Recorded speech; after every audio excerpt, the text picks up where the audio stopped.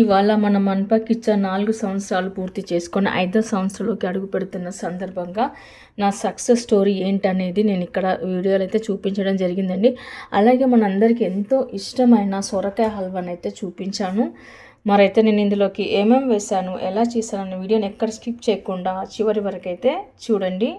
Hello అండి, welcome to my interest మన్పా kitchen. ఇవాళ మన మన్పా కిచెన్ 4 ఇయర్స్ కంప్లీట్ అయ్యి 5 ఇయర్స్లోకి అడుగు పెడుతున్న సందర్భంగా నేను ఇక్కడ మన కోసం అయితే ఒక మంచి రెసిపీ అయితే స్వీట్ చేసి చూపిస్తున్నాను. మనందరికి ఇష్టమైన, నాకు ఇష్టమైన, ఎంతో కమ్మనైన సొరకాయ హల్వా రెసిపీ చూపించబోతున్నాను. అయితే ముఖ్యంగా ఇక్కడ నేను మన ఛానల్ సక్సెస్ స్టోరీ ఏంటనేది ఈ వీడియోలో నేను మీకు అంతే క్లియర్గా మనం రెసిపీ చేస్తూ చూపిస్తూ చెప్తాను.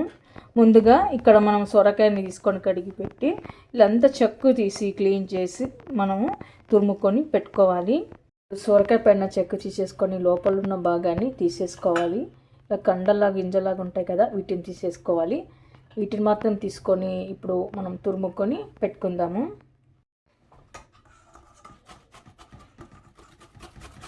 ఇలా మొత్తం మనం తురుముకొని పెట్టుకోవాలి. ఇక్కడ లావుగా పెద్ద సైజు హోల్స్ ఉంటాయి కదండి, అక్కడ పెద్ద సైజు హోల్ ఉన్న సైడు మనం ఇలాంతా తురుముకొని పెట్టుకోవాలి. చూడండి, నేనైతే ఇలా మొత్తం తురుముకొని పెట్టుకున్నాను.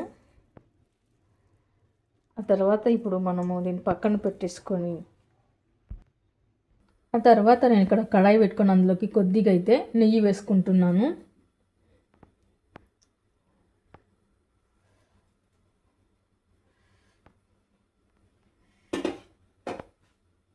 ఇప్పుడు నెయ్యి వేడెక్కాక ఇక్కడ డ్రై ఫ్రూట్స్ వేస్తున్నాను. బాదం పప్పు, జీడిపప్పు, కిస్మిస్ పళ్ళు ఇవన్నీ వేసుకొని కాస్త దొరగా వేయించుకొని పెట్టుకోవాలి. తర్వాత డ్రై ఫ్రూట్స్ ఇలా వేగిపోయి కాస్త కలర్ మారిందాక మనం వేరే ప్లేట్లోకి తీసుకోవాలి. డ్రై ఫ్రూట్స్ ఇలా పక్కకు తీసి పెట్టుకున్న తర్వాత ఇప్పుడు మరి కాస్త నెయ్యి వేసుకోవాలి. ఆ తర్వాత మనం అదే కడాయిలో ఇందాక తురిమి పెట్టుకున్న సొరకాయని వేసుకోవాలి. ఇప్పుడు సొరకాయలోని పచ్చివాసన పోయే వరకు మనం కలుపుకొని పెట్టుకోవాలి.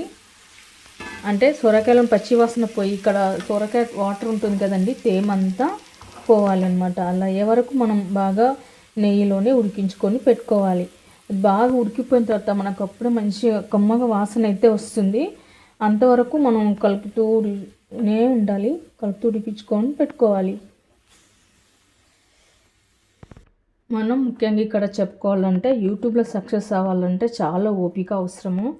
అలాగే ఎవరేమైనా కూడా మనం పట్టించుకోరాదనమాట. మనం ఏం సాధించాలనుకున్నామో అది సాధించి తీరాలి.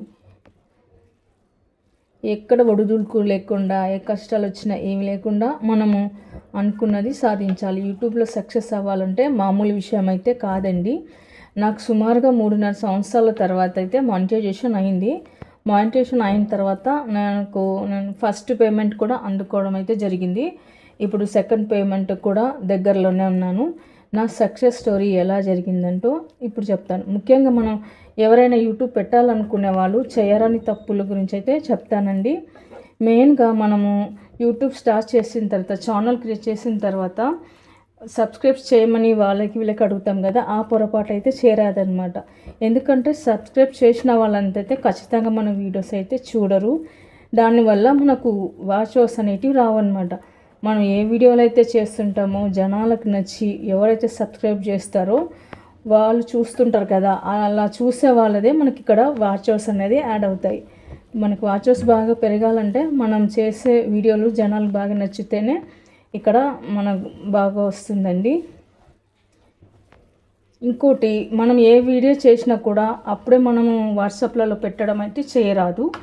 వాట్సాప్ స్టేటస్ పెడతాం కదా, అలాంటివి అప్పుడే చేయకూడదు. అంటే మనం వీడియో చేసిన తర్వాత యూట్యూబ్లో అప్లోడ్ చేసిన తర్వాత ఒక 1 వీక్ అలా తర్వాత 15 డేస్ తర్వాత అలా పెట్టుకోవచ్చు, కానీ వెంటనే అయితే పెట్టుకోకూడదు. ఇంకోటి, గ్రూప్లలో కూడా అప్పుడే మనం షేర్ చేసుకోరాదనమాట.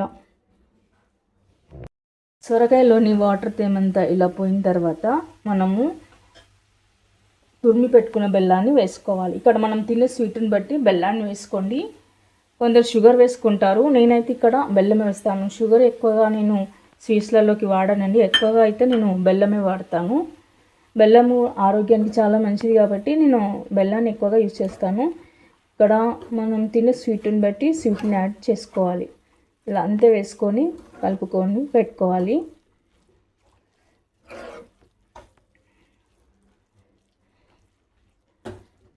ఇప్పుడు మనం ఇలాంతా కలిపి పెట్టుకున్నాం కదా, కలిపి పెట్టుకున్న తర్వాత ఇప్పుడు బెల్లం కూడా నీరు ఇచ్చింది. ఇదంతా నీరు కూడా ఇంకిపోవాలన్నమాట. అంటే సొరకాయ అంతా బాగా బెల్లం నీళ్ళలో ఉడికిపోయి ఉండాలి. మనం అప్పుడే చేసిన వీడియోలు వాట్సాప్లలో ఎందుకు పెట్టకూడదంటే, మనం పెట్టిన వీడియోలు అప్పుడే మనకు యూట్యూబ్ అల్గోరిథం పెరగాలంటే మనం వెంటనే పెట్టకూడదని. అలా పెట్టడం వలన అల్గోరిథం అనేది మనకు తగ్గుతుంది. అల్గోరిథం తగ్గడం వలన మన వీడియోస్ని యూట్యూబ్ జనాలకి పంపించాలి, రికమెండేషన్ చేయదు, నోటిఫికేషన్ పంపదు. అందుకని మనం కొన్ని రోజులు వీడియోని అప్లై చేసిన తర్వాత కొన్ని రోజులు వదలాలి. అలాగే వదిలితే రోజు రోజుకి స్లోగా వ్యూస్ అనేది రావడం జరుగుతుంది. ఇలా చిన్న చిన్న టిప్స్ మనం పాటించుకుంటూ యూట్యూబ్ రూల్స్ ప్రకారం మనం చేసుకుంటూ పోయినైతే ఖచ్చితంగా సక్సెస్ అనేది ఇక్కడ సాధించగలుగుతాము. మనం ఇక్కడ మంటను మీడియం ఫ్లేమ్ పెట్టుకొని దీన్ని బాగా ఉడికించుకొని పెట్టుకోవాలి. అప్పుడే వాటర్ అంతా అయిపోయింది అనుకో, ఇది మనకు సొరకాయ అనేది దగ్గర రావడం జరుగుతుంది, దగ్గర పడి కాస్త గట్టిగా అవడం జరుగుతుంది. అంతవరకు మనం ఉడికించుకొని కలుపుకొని పెట్టుకోవాలి. మనం ఇక్కడ హల్వా అనేది మంచి రుచి రావాలంటే ఇక్కడ కొద్దిగా నేనైతే పాల మీగడని యాడ్ చేస్తున్నాను. మీగడ వేయడం వల్ల కూడా మంచి రుచి అయితే వస్తుంది. చూడండి, కొద్దిగా అయితే వాటర్ తగ్గుతూ వస్తుంది, తేమనని మనకు తగ్గుతూ వస్తుంటే కొద్దిగా దగ్గర పడుతుంది అనమాట. ఇక్కడ ముఖ్యంగా ఏమనుకుంటారంటే మనకు వాచర్స్ అయిన తర్వాత వ్యూస్ మళ్ళీ తక్కువగా వస్తుంటాయి.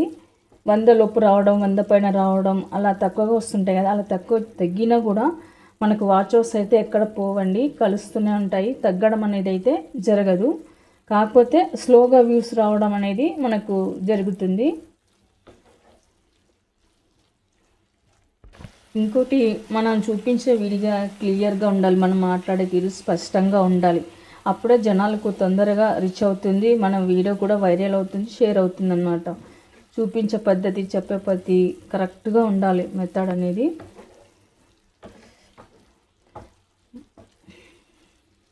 ఇప్పుడు సొరకాయ హల్వా వేగిపోయి కమ్మటి వాసన రావడం అయితే మొదలైంది.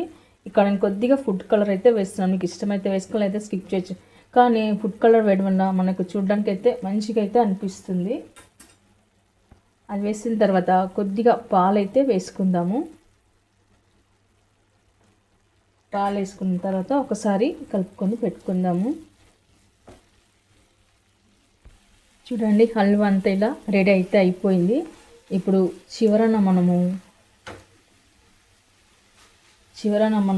ఇప్పుడు ఇలాచి పౌడర్ వేసుకోవాలి. ఇలాచి పౌడర్ వేసాక ఒకసారి కలుపుకొని పెట్టుకుందాము.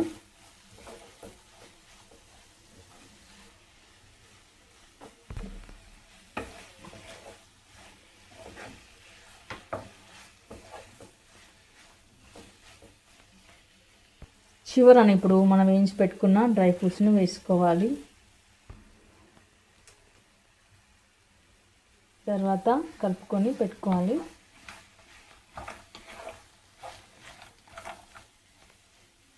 ఓకే అండి, చూసారుగా హల్వా అయితే రెడీ అయిపోయింది. ఇప్పుడు మనం సర్వింగ్ ప్లేట్లోకి అయితే తీసుకుందాము.